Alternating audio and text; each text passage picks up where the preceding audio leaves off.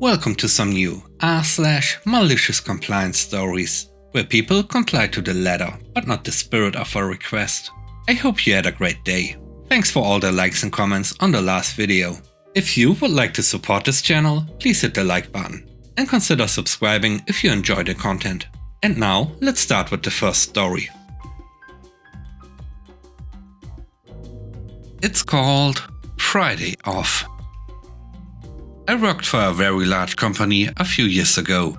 Our division was in a particular industry that was linked to oil and gas. So when oil prices declined, our revenues declined. There was no demand for our products because there was no investment in the market segment. There was literally nothing we could do.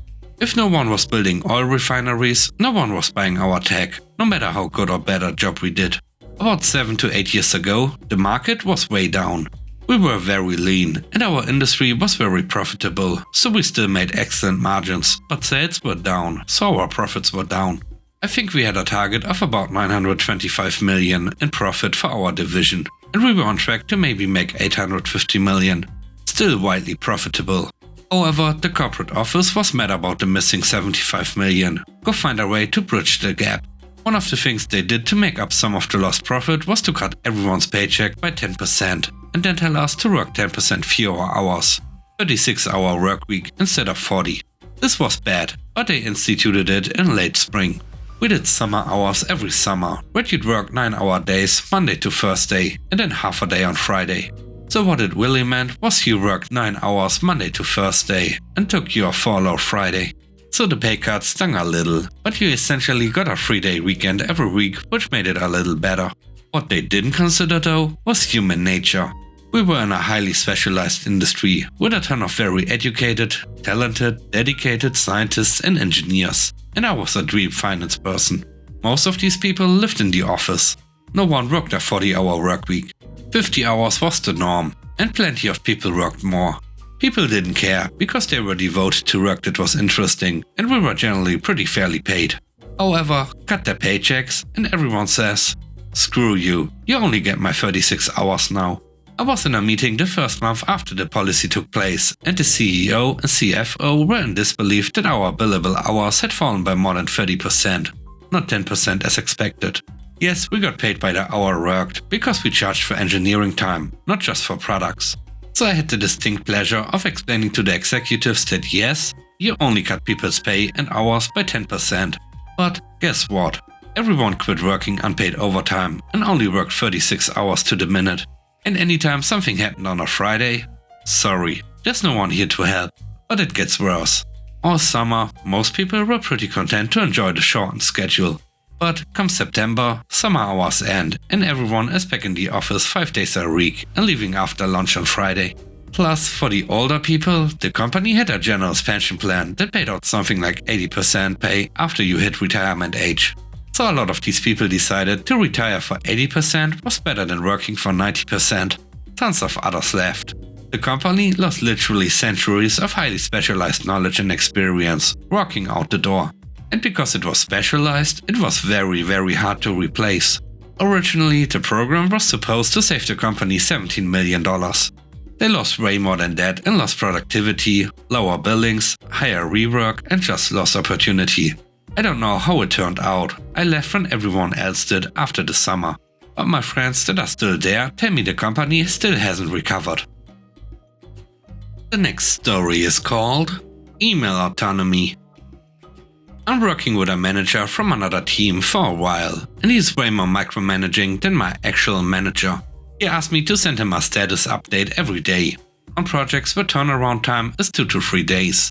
And CC him on every email I send related to that project.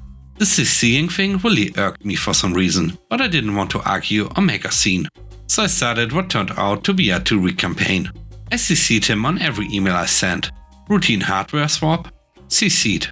10 requests for 10 people in 10 emails asking for access to a lab? CC'd. But also important status updates? CC'd. Emails requiring action on his end? CC'd. He couldn't even filter me out. I didn't tag him in the email body or anything helpful, making it difficult to decipher when his help was required. Over the course of 2 weeks, he missed 2 emails that require him to do something, causing other people to be annoyed with him. Eventually, he relented and told me to use my judgment when CCing him.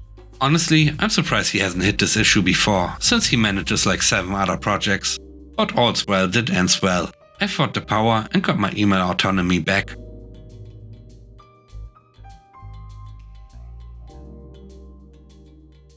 The third story is called The Boss's Job. I was working as a cashier at a convenience store, and my manager was convinced that I was stealing from the register. He would constantly hover over me and watch my every move. I was fed up with his constant suspicion and decided to take matters into my own hands. I started following his every instruction to the letter, no matter how ridiculous or unproductive they may seem. If he asked me to count the money in the register, I would count it out loud, 1 bill at a time. If he asked me to check the expiration date on a carton of milk, I would hold it up to my ear and listen for the expiration date. My manager was initially pleased with my newfound compliance, but as the days went on, my malicious actions started to drive him insane. He started getting complaints from customers about my odd behavior, and the store's efficiency took a hit. He realized that his constant suspicion was causing more harm than good. Eventually, he apologized to me for his behavior and agreed to give me more trust in my work. I was satisfied with my victory, but I made sure to continue following his instructions just to keep him on his toes. The other employees, inspired by me, started to stand up for themselves and demanded more trust in their own work as well. My manager ended up getting fired, and the store became a much more pleasant and efficient place as a result. I couldn't be happier with the outcome, and I even got a promotion to assistant manager.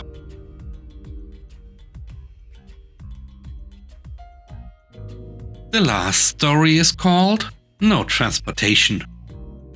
I was a first-year audit trainee sent to audit a power substation, which is on the outskirts of the city. We travel to the nearest metro station and take a cab to the audit location. In the evening, the client was supposed to provide transportation to the metro, since no cabs are available from there.